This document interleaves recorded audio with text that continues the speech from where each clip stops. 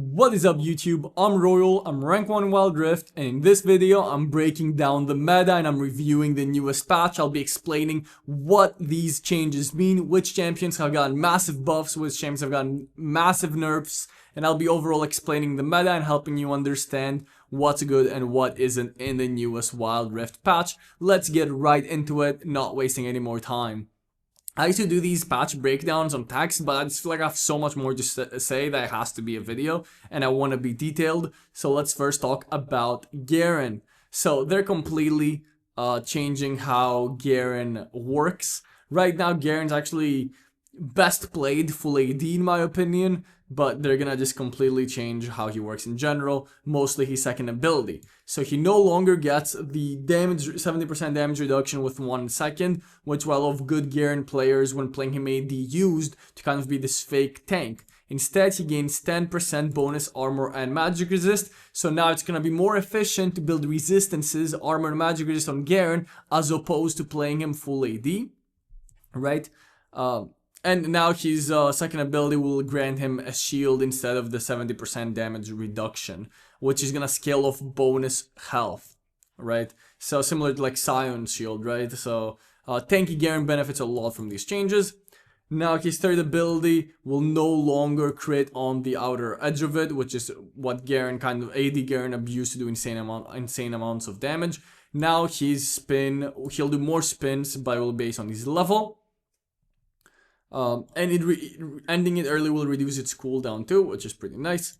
Hitting an enemy champion 6 times will apply armor shred, similar to how Black Cleaver works, right? You're not penetrating their armor, you're shredding it. So that means that your team that's also doing physical damage will also benefit from the armor shred. So pretty much now Garen, full AD Garen is gonna be a lot weaker from these changes. Garen will kind of be played as this tankier bruiser champion that benefits a lot from items like Twin Guard, right? Black Cleaver, he'll benefit a lot from. The changes are coming May 29th, so you still have one more week of playing the old Garen if you really enjoy them. But overall, this will simplify his gameplay further. I think they're removing skill expression and they're making tank Garen the go-to, from what I'm understanding. Moving on to Jax, super nice quality of life changes. Number 1, he can now dash to wards. So if you're a good Jax player, you can now use wards to actually escape ganks, get bonus mobility, jump over walls. I think this is a massive buff, and it's a really good change. I'm glad that they've done this. Really good Jax players are really going to be able to abuse this champion now. And apparently he can now dodge abilities with one-hit effects. To be honest, I thought that was already the case, but I'm glad that it now exists. So they're changing a bit of how Sona works. A lot of really big changes on a lot of champions, kind of reworking how they're being played, which is really interesting this patch. So stacks are only consumed when attacking enemy champions or epic monsters. So they're making it a lot easier, and so Sona players, they just keep auto-attacking minions and ruining their stacks. And you grant full stacks when you respawn, which is a nice quality of life change. And also doing a little more damage. It's a tiny nerf to Sona. It'll help bad Sona players out, which, I mean, she was already extremely easy to play. So Poppy has been doing well in the Baron lane, but they want to see her become more viable jungler. So now her Hammer Shock is going to do more damage to monsters, which is pretty cool to see. I did think that Poppy was quite weak in the jungle, so I'm glad to see this buff. Again, she's still more of a niche champion. I don't think she's overwhelmingly OP, but they are nerfing a lot of the really good Baron laners this patch, so maybe we'll see more Poppy in the Baron lane. A lot of her, like, the champions that she counters will probably be stronger, like the Jax, right? Poppy's a good answer to Jax in general.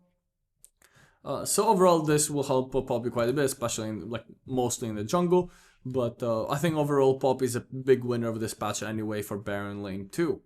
Sett still should feel stronger in the early games, and I do agree. I feel like Sett has been pretty weak for a long time, even though my YouTube comments seem to think that Sett is like the best champion in the game. I think he's been quite weak for a long time. Overall, I really like this change. Sett is a champion that's known for his base health regeneration. He should be able to, from his passive as well, get a lot of HP when he's low. So I do like this change. I feel like it leans more to who Sett is as a champion. Okay, a little more damage on his passive, his Spit Grit, and movement speed improved on Knuckle Down. This is actually really nice for support Sett, honestly. I feel like this might help quite a bit with support Sett. Because this movement speed will allow you to run towards the enemy ADC faster and grab them, right? Very nice change. Holy moly, this is a very big change. This is gonna help a lot with Shen, who's an already very, very good jungler. Now he'll be able to clear the wave a lot better, which was his main weakness, right? If Shen can clear the wave quickly, he'll have more opportunities to ult without losing minions, because he's already cleared the minions, right? Which is the main issue of Shen. You ult, and then you give up a lot in your lane while you're ulting and helping your team. So this is a very big change. This is Shen's biggest weakness as a champion, his wave clear. So if they're addressing this, I'm gonna be expecting Shen to be pretty good. Okay, buffs to Xin Zhao on his base damage of his charge. Only 5 damage, it shouldn't do anything.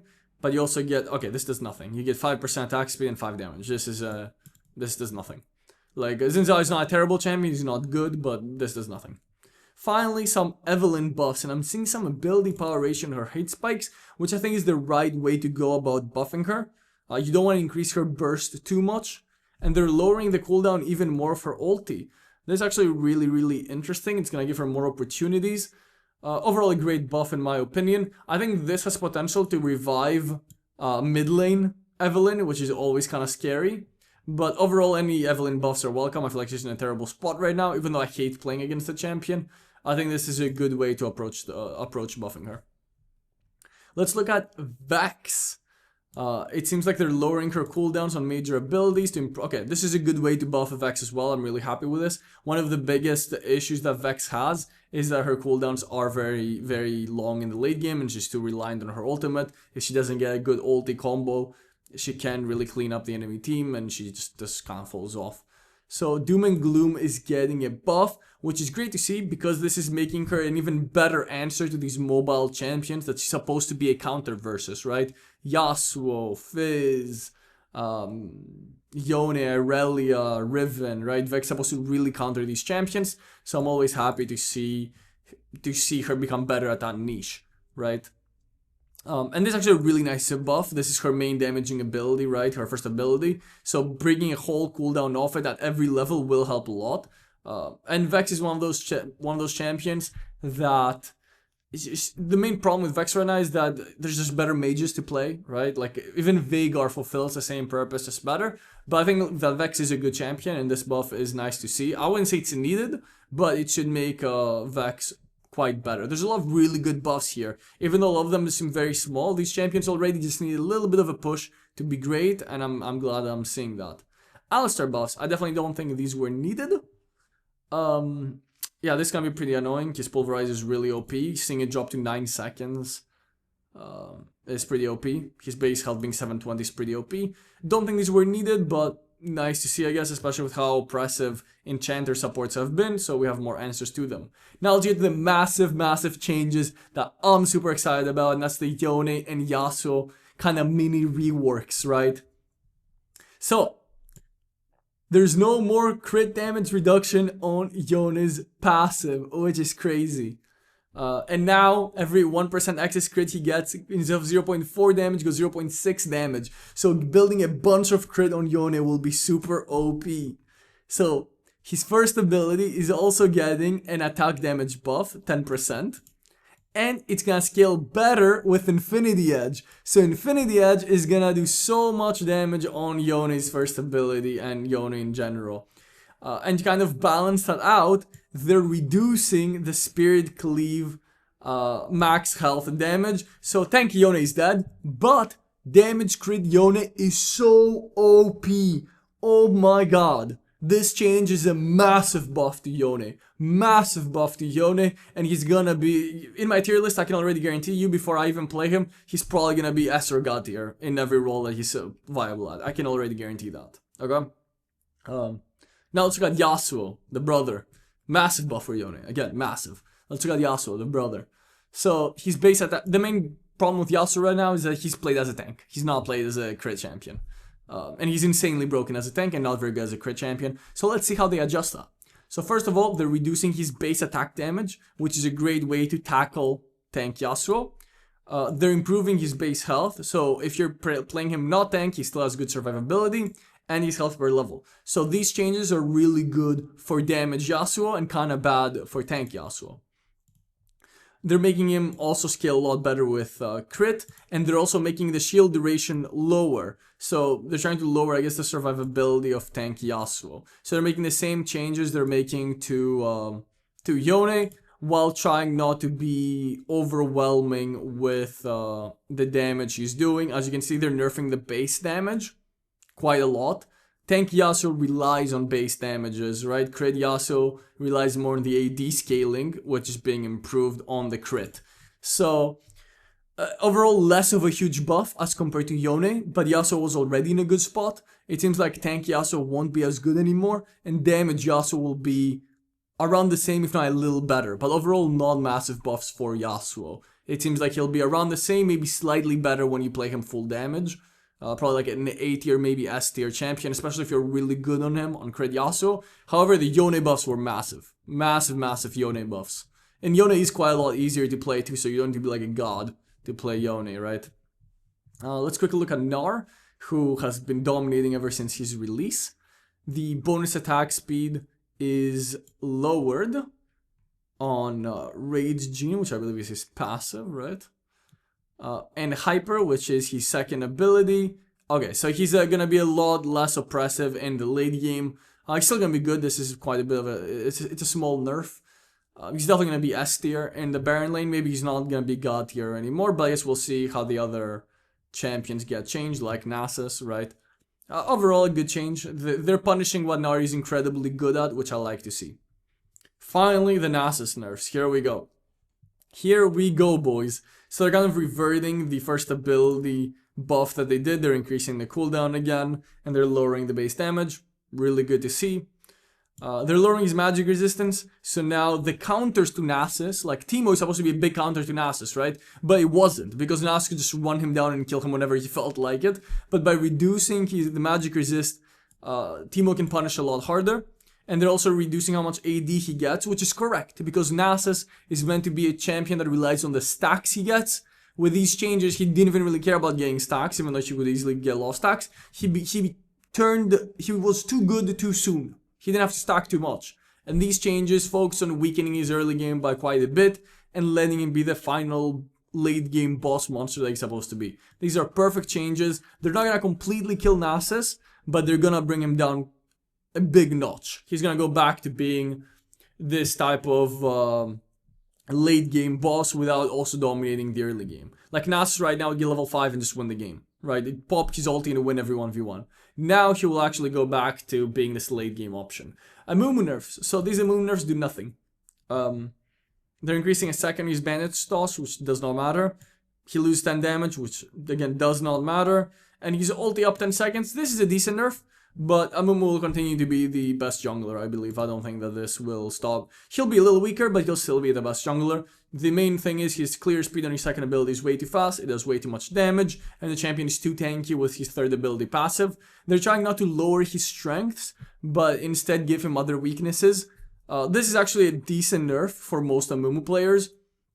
Because one of the main things with Amumu, because he's very ultimate reliant in fights, you kind of had to play around your ultimate, right? Fight when you have your ultimate, don't fight when you don't. So increasing that window means that bad Amumu players will suffer quite a bit. If you're good at Amumu and you know how to play around his ultimate cooldown, you're still gonna be fine, in my opinion. So it's an okay nerf. I think it's alright. But Amumu will still continue to be the best jungler. Rise late game damage nerfs. Finally, Riot Games. Why did this take 3 patches? Okay, so 30 less health, which I like because I've seen a lot of people not build Road of Ages on Rise. And while I still think the Road of Ages is the superior build in general, even though it does get you online a little later, now they're kind of forcing you to build it because you're just going to be way too squishy without it because you're losing an extra 30 health. Okay, so you're losing AP, you're losing 5% AP scaling, and you're losing 10 damage on your first ability, which gets amplified with your third ability. So it's a bigger nerf than what it looks like, right? Because it's It's 5% AP and 10% base damage, but that gets doubled with your spell flux. So in reality, on your EQ combo, your third ability, first ability combo, you're losing 20 damage and 10% AP. So it's a decent buff, or a decent nerf. And it looks like they're doing something similar with his third ability. The damage is gonna go down by 30. Obviously, this doesn't get multiplied. This just, your spell flux will only do damage once. Like, it doesn't get, your overlord gets amplified by your spell flux, but your spell flux doesn't get amplified by anything. So you just lose another 5% AP and 30% base damage. Really good nerf in my opinion. I don't think it's enough. I think Ryze will still be a really good champion. He will still be an S tier champion, but I think there's probably enough for him to not be overwhelming OP. Now he'll still be good. He'll be a Syndra level champion, right? Where, yes, really, really strong mage, has some obvious weaknesses, is not completely overpowered. So I'm happy with these changes. I do think he needs a slight, because Syndra needs a nerf too, right? So he needs like a slightly bigger nerf, but overall a good change. Jarvin, I'm always happy to be seeing Jarvin Changes, and it looks like we're getting some more buffs since no one plays him. So they're making his clear a little better, which is good because it's one of the things that Jarvin struggles with. And they're decreasing his ultimate cooldown, giving him more gank opportunities. I think Jarvin's actually a quite underrated champion. But yeah, they're right on point with it, right? He's too slow right now. He's just too slow. So being able to clear the jungle faster, even slightly, and having more ult opportunities, especially with the jungle changes that they made last patch, which made ganking a lot better than farming, Jarvin should be shining. So this is overall a really good change. So this is crazy. Olaf was already really strong. Absolutely nonsense buff. Giving him 30 extra damage on his undertow is just gonna make Baron lane Olaf even more oppressive, which I think he's been like hidden OP for a while now, especially with the Zeeks. And okay, well this is fine. This I'm happy with, the Reckless Swing. This is a good change to make him more viable in the jungle. This is a bad change because it makes him OP. So I think Olaf will actually be really good in both the jungle and in the Baron lane this patch. Like 30 extra damage is like a lot on an ability that he's gonna use several times in a fight, right? You're gonna throw your first ability in all in the Baron lane 3 to 4 times, right? That's an extra 90 to 120 damage that you're doing. It's massive. So I think Olaf will be really good in the Baron lane and in the jungle now. Let's look at Vi. So they're doing they're really pushing this ganking playstyle for junglers, right? They don't want to see Nyla and Zed AFK farm and Talon AFK farm and then one-shot you. They want these ganking junglers to be more popular, so they're buffing Vi, they're buffing Jarvin, I guess even Olaf. He's not really ganking jungler, he's more of like a hardcore farming jungler. But they're trying to make these kind of ganking junglers better. Vi was already strong, is the issue. Jarvin deserved the buffs, but Vi was already strong. But the buffs that they're overall doing to her are very, very small. From 4.3 to 8.5, it's going to go from 4.8 to 9%. It's going to help a little with the jungle clear, but overall this is not going to make a massive change. It's not going to be very big. And the Volt Breaker, you get rewarded more for hitting it by like 10 damage. So it's a tiny buff. So even though she was already strong and she didn't need any buffs, it's a very small buff. So I don't really care. It's not going to change too much. Vi will continue to be a good champion. Bandal Fantasy. 5 more AP, 5 more damage. Problem with Bandal Fantasy is that kind of does the same thing as Luden Zeko and a little worse, honestly. It kind of, like the item already exists, it's called Luden Zeko, right? So maybe now maybe you'll get Bandal Fantasy instead of Luden Zeko on some champions, but that's about it. I don't think any champion that wasn't building it before is gonna start that wasn't building either of those items before is gonna start building Bandal Fantasy. I like the item, I think it's pretty funny. But it can't compete with Infinity Orb, right? It just can't in terms of damage. Malignance, this is really nice. A lot of champions, they're kind of trying to make Malignance this go-to item for a lot of champions. And I think this is going to help a lot, especially with the cost reduction. It's a nice little buff. It's going to help those champions that want to build Malignance. It's going to also open up Malignance to other champions that wouldn't previously fully consider it. Decent for Kassadin as well, because you're bringing the cost down so you can get it earlier. Overall a nice buff. It's Ari would love this. Will love this change. Not a massive change though, right? It's not gonna impact the game too much.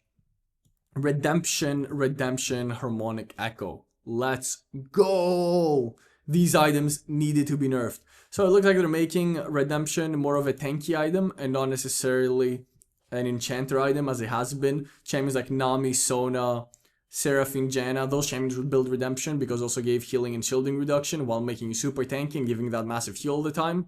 So it looks like they're focusing it more on tanks. So now tank champions will build Redemption. Redemption is supposed to be the healing item for Braum or for Leona or for Nautilus. Or for my Sion build, by the way. The full tank Sion with Redemption. If you guys watch my Break the Meta video on Sion. So this is a good change. I like to see this. It's punishing enchanters and giving more healing and shielding options to champions like Braum. Braum loves this the most, right? Harmonic Echo nerfs. Finally. They're tiny, they're not enough, but we'll take it. So they reduced to 8% from 10%, and when they're low HP, the empowered healing is going from 40% to 30%. Any nerf that Harmonic Echo takes is a W for the world. Style of the Flowing Waters. This is an item that I think is completely overpowered, and they're also nerfing that. So you're losing ability haste, you're becoming more expensive, which is a huge deal for supports that don't get a lot of gold, and the healing and shielding ratio goes down. So what does these changes mean, right? I've been talking about how broken enchanter supports are for a while now, right? This is a huge nerf to enchanter supports and a big buff to tank supports. So it's no longer just going to be a massive enchanter meta.